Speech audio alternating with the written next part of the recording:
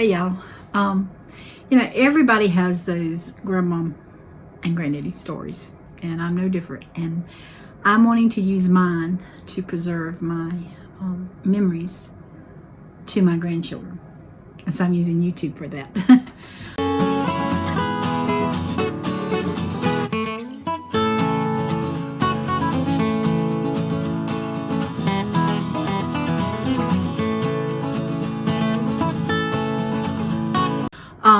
I've got a couple of little stories I wanted to share with y'all, and that's why I call this one Hugs and Kisses. I mean, Hugs and Prayers. And so I'm going to try to remember them in order. The other weekend was Thanksgiving, and we had so much food left over. When you cook a ham and a turkey, you have a lot of food. And I told them, I said, y'all don't have to come eat because Randy's not here to eat with us. And so they all came over and ate lunch Friday, and then Andrew and his family came back and ate supper. And we'd gotten some of our Christmas stuff up, and it had just been rough and a lot of crying. And Andrew had come first, and I talked to him a little bit and cried, and the grandbabies came, and I was thinking I was doing pretty good. And I had talked to Lee and the babies, and Elizabeth came up to me, wanting me to hold her, and I picked her up, and when I did, I just started crying. She did not move. She didn't try to see what was going on. She just laid there. She didn't try to pull away or anything. It was like letting me hold her to get it out. And I finally said, I love you, Elizabeth. And she said, you're welcome. I love you too. Now, let me tell you about Elizabeth. She's 2. And she talks 90 miles an hour. And she'll get to talking, and she'll tell you a story. She'll be telling you something. You can't understand what she's saying, but she'll be 90 miles an hour. And then she realizes that wasn't what she wanted to say, so she'll shake her head and she'll start over on the conversation. So I'm thinking when she said, you're welcome, she didn't realize that she had said you're welcome. She meant to say, I love you. And so she said, I love you. And then I said, I told her, so I'm really missing Granddaddy. I said, do you miss Granddaddy? And she said, yeah, I miss Granddaddy.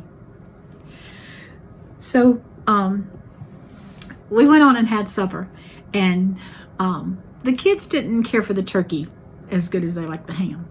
And so when they got their plates fixed, they had ham on it. And I was sitting here at the table beside Abigail, and she's 6. And she said, Grandmama, I sure do like this pink chicken. So I said, Abigail, that's not chicken, that's pig. But it was just so funny because she thought it was pink chicken. And I know I'm telling stories about the girls. The boys, Abel's 1. He gets excited when I say, are you ready to go? And he just arms and legs starts going. Silas is more like Andrew. Andrew was a quiet. Now, he made noise at home, don't get me wrong, and all of them did, but Andrew was probably the quietest one. When he was little, he would point at something and I couldn't understand it. And Scott, there was 20 months between them, would know exactly what he was saying, and he'd go take care of it for him. And so Andrew didn't have to talk for a long time, but Andrew still has a quiet nature about him. And but don't be fooled, he can't talk. So anyway, Silas is a lot like Andrew. Silas just has that smile with those dimples that just melts my heart. And he's been in a mood wanting me to hold him a lot lately, and his mama too. But anyway, I picked the grandbabies up the other day, and we came back to the house, and our plans was we were going to go out to eat, and then we were going to go look at Christmas lights. And the place we were going to go, about 30 minutes away from us. And you can drive through it, and then you can walk through a section. So that's what they wanted to do. And when we got home, Abigail said, Grandmama, I prayed to God twice today so that it wouldn't rain and we can walk through the gardens or through the lights. which is funny because they'd been calling for rain. So she had to hear from her mom or daddy that it was supposed to rain tonight. So we got in the car, and Abigail said, "Grandmama, do you think it's going to rain?" Well, I looked behind me, and the clouds looked like a lot of rain coming. I said, "Abigail, I think it might rain." I said, "Don't get your hopes up that we're going to be able to walk." Well, I shut the door on the van, and I looked over, and there was rain on the water on the van. I said, "Abigail, it's already raining." So I got in the van, and sure enough, to the restaurant it rained. We went in and ate. And it was funny because I was talking to him. I said, "Now listen," I said, "with this virus, they might not let us walk in the gardens this year." I said, "They might close up." And Abigail, she said, "When I get older, if this virus is around still, I'm going to vanish it." If it was that easy, right? So anyway, we got back in the van. It wasn't raining. We stopped by the house, and no rain. Went all the way to town, no rain. So when we got to the park, I'd ask Abigail, when we were riding through the lights, I asked Abigail, I said, "Abigail," I said, "it's not raining. Did you thank Jesus?" And I said, "Did you thank Jesus?" She said, and she kind of looked at me, "For what?" I said, "For answering your prayer." Oh, and then she started praising the Lord. She said, "Thank you, Jesus." So they got to walk. We got out of the van, started walking, no rain. It didn't even look like it had rained. There is 2 ways to that city that we went to. We went the one way, and didn't get any rain. There was no rain whatsoever. And when we got to the park, we was there about 5 minutes, and Leah called. And I was pushing the stroller, so I let her talk to Abigail. And I told Abigail, I said, "Tell Mama what you did." And she said, "What?" I said, "Prayer." She said, "Oh, I prayed that it wouldn't rain, and so we could walk. And it hasn't rained, so we could walk in the garden."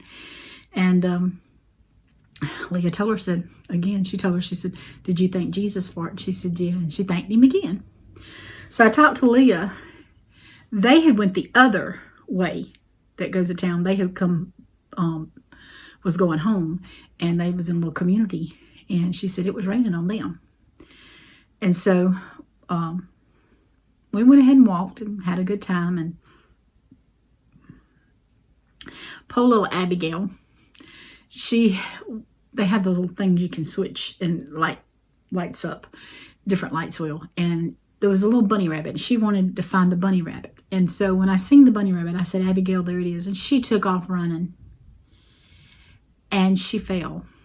And I knew she'd hurt herself. She landed with her hands, she scratched her hands a little bit and her knees on the asphalt. The roots from the trees had come up and broke the asphalt, and that's what tripped her. But I was so scared because she'd hit her face. And all I could see in the dark with my phone was she had busted her lip.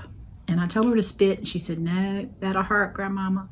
So I sent Daniel to get some paper towels, and I just happened to take a Pepsi Cola with me, and I said, "Take a sip of it."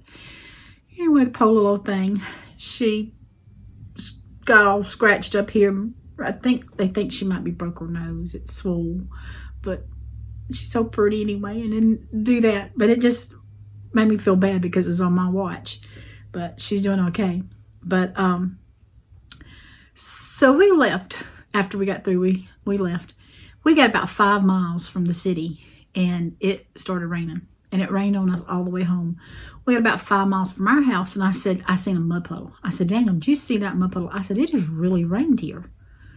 And he said, "I didn't see it." So I took him onto the house, and I took the kids home, and it started pouring. I mean, it was like sheets of rain. When I got to Andrew's house, the rain was probably about an inch thick. He came out, I gave him my umbrella, and he took the kids back in. And I told him, I said, "Andrew," I said, "the Lord really heard that child's prayer." He said, "I know he did." And he was telling me a little bit then, but I got to talk to him the next day. They was hunting on the other side of the city. And when they got through hunting, it was dark. It had started raining. They came to the lights. They only got to drive through. Their plan was to drive through and walk through. That was their date night. They didn't get to walk. It never stopped raining. They went the other way to go home, and it it rained the whole time. And he said it rained all evening. And we never got rained on until we got out of the city. And so it's just amazing. She wanted to look at it so bad. Her brothers and her sister did too. And God heard her prayer.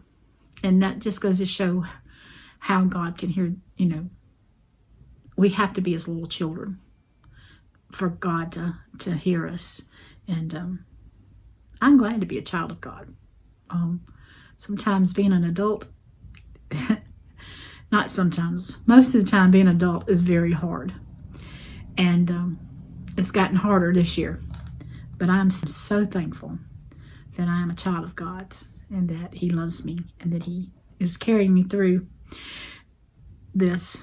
So I hope I didn't bore you. It's just some little memories. And I like I said, I want to preserve them for my grandkids. I want them to know. I was talking to a friend the other day, and I was telling her, how I was trying to share things on YouTube. And she said she had wished that when her kids were little, she had wrote down the funny little things that they had said or done. And I agree. I wish there was other things. I remember some of the things that my boys did when they were little, but there was little sayings that they, that you just didn't, you just don't remember them saying, but they were so cute. And so this is just a way of keeping those memories. And hopefully, if the Lord tarries and he calls me home, those girls and those boys can look back at these videos and say, you know what? My grandma really did love me. And so did my granddaddy. So take care and God bless.